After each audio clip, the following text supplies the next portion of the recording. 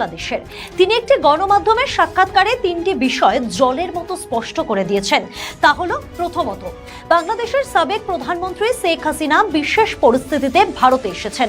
দ্বিতীয়ত, তিনি ভারতে কতদিন থাকবেন সেটা তার ব্যক্তিগত বিষয়। তৃতীয়ত, বাংলাদেশের নির্বাচনী প্রক্রিয়া প্রশ্নবিদ্ধ ছিল, ভবিষ্যতে প্রয়োজন রয়েছে স্বচ্ছতার। ব্যাস এতটুকুই। এই কথার মধ্যেই তিনি ভারত বাংলাদেশের আগামী রাজনৈতিক অবস্থা স্পষ্ট করে দেন। অন্তর্বর্তী সরকারের তরফে একাধিকবার শেখ হাসিনাকে ফেরত চেয়ে চিঠি পাঠানো হয়েছে ভারতে। ভারতের উত্তর, এটি দ্বিপাক্ষিক আইনি অনুরোধ নয়, এটি একজন সাবেক প্রধানমন্ত্রীর নিরাপত্তা ও রাজনৈতিক প্রসঙ্গ।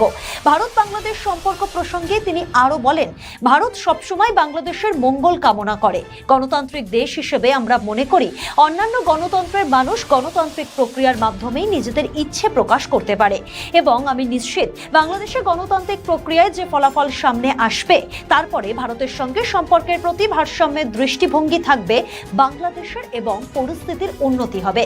তিনি আরো বলেন, আমরা যা শুনেছি বাংলাদেশে যারা ক্ষমতায় আছেন